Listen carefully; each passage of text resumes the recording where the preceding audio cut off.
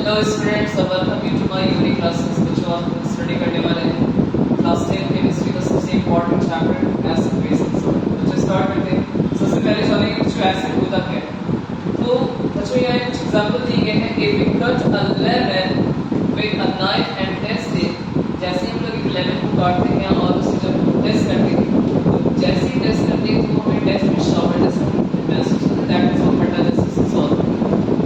Shower test of lemon is due to the presence of acid.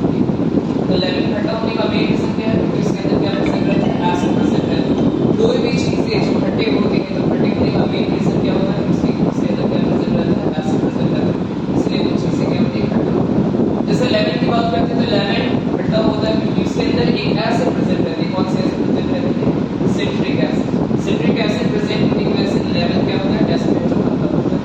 तो बच्चों ऐसे हम लोग एसिड को बहुत इजीली ये डिफाइन कर सकते हैं। Acid are those chemical substances which have a sour test.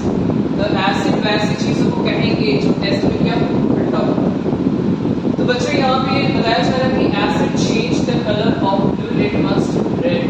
बच्चों याद रखना है कि हमारा जो भी कोई एसिडिक सॉल्यूशन होगा और उसके अंदर अगर ब्लू लिटमस को डालते हैं, ब्लू लिटमस किसमें कन्वर्ट हो जाएगा? रेड। चाहे कोई भी एसिड हो, चाहे हाइड्रोक्लोरिक एसिड, सल्फ्यूरिक एसिड हो, सिट्रिक एसिड हो, लैक्टिक एसिड हो, किसी में भी अगर हम ब्लू लिटमस को डालते हैं तो ब्लू लिटमस किसमें कन्वर्ट हो जाएंगे? रेड। बताया जा रहा है some of the common fruits such as raw mango, raw grapes, lemon, orange, turmeric, etc और shower in test due to the presence of acid.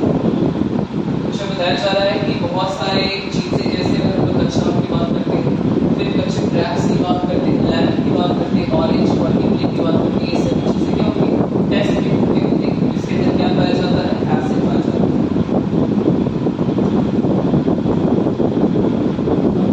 अच्छा, हम लोग डिस्कस करेंगे टाइप ऑफ एसिड के बारे में। तो अगर स्ट्रेंथ के अकॉर्डिंग चले तो एसिड दो टाइप के होते हैं। एक होता है organic acid and next one is mineral acid. Organic acid किसको कहते हैं? तो बच्चों वैसे एसिड जो प्लांट्स या फिर एनिमल्स के थ्रू एक्सट्रैक्ट किए जाते हैं। वैसे एसिड जो एनिमल्स या फिर प्लांट्स में मिलते हैं, उस तरह के एसिड्स को हम क्या कहेंगे? Organic acid. जैसे एग्जांपल के तौर पर अगर हम लोग बात करते हैं सिट्रिक एसिड। सिट्रिक एसिड जानते हैं? सिट्रिक एसिड मैंने अभी भी बताया कि सिट्रिक एसिड किसमें पाया जाता है? लेमन में। और लेमन एक तरह का क्या है? Plant product. तो प्लांट प्रोडक्ट में तो जाहिर सी बात है उसके अंदर जो एसिड प्रेजेंट होगा वो किस तरह की एसिड होगी? Organic acid. उसी तरह लैक्टिक एसिड की बात करते हैं तो लैक्टिक एसिड किसमें पाया जाता है? दही। और दही किस तरह का प्रोडक्ट है? प्लांट प्रोडक्ट या फिर एनिमल? तो जानते हैं कि जो हमारा दही होता है वो किस तरह का प्रोडक्ट होता है? एनिमल प्रोडक्ट होता है। तो कह सकते हैं कि जो लैक्टिक एसिड होगा वही तरह से ऑर्गेनिक एसिड होगा, क्योंकि लैक्टिक एसिड हमें एनिमल्स के थ्रू मिलता है। उसी तरह से टर्टेरिक एसिड की बात करते हैं। टर्टेरिक एसिड पाया जाता है इमली के अंदर। इमली भी एक तरह से किस तरह का प्रोडक्ट है? प्लांट प्रोडक्ट है। जाहिर सी बात है टर्टेरिक एसिड भी एक तरह से ऑर्गेनिक एसिड है। उसी तरह से ऑक्सैलिक एसिड, ऑक्सैलिक एसिड पाया जाता है मैंगो। और जो मैंगो एक तरह का प्लांट प्रोडक्ट है, तो जाहिर सी बात है ऑक्सैलिक एसिड के द्वारा कौन से एसिड कहलाएंगे? Organic acid.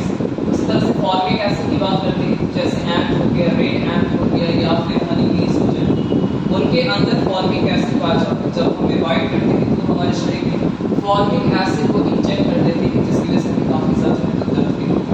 तो हम लोग कह सकते हैं कि जो फॉर्मिक एसिड है वो एक तरह से प्लांट प्रोडक्ट है। तो हम लोग कह सकते हैं कि फॉर्मिक एसिड किस तरह के एसिड होंगे? Organic acid. उसी तरह से अगर हम लोग बात करते हैं एसिटिक एसिड का, तो एसिटिक एसिड विनेगर के अंदर पाया जाता है। सिट्रिक एसिड मैंने बताया बहुत सारे सिट्रस फ्रूट जैसे खट्टे वाले जो फ्रूट्स हो गए, जैसे लेमन हो गया, ऑरेंज हो गया, उनके अंदर कौन से पाए जाते हैं? Citric acid. लैक्टिक एसिड के बारे में मैंने बताया कि लैक्टिक एसिड शावर मिल्क या फिर मैंने भी बताया कि ऑक्सैलिक एसिड किसके अंदर पाया जाता है? जो मैंगो के अंदर। वही फॉर्मिक एसिड की बात करते हैं। याद रखना बच्चों, फॉर्मिक एसिड को दूसरे और किस लैंग्वेज में कहते हैं हम लोग? मेथियोनिक एसिड भी कहा जाता है। फॉर्मिक एसिड का केमिकल फार्मूला होता है HCOOH। तो फॉर्मिक एसिड को हम लोग मेथियोनिक एसिड भी कहते हैं। तो फॉर्मिक एसिड किसमें पाया जाता है? जो लाल वाली जो चीटी रहती है उसमें ये फॉर्मिक एसिड पाया जाता है।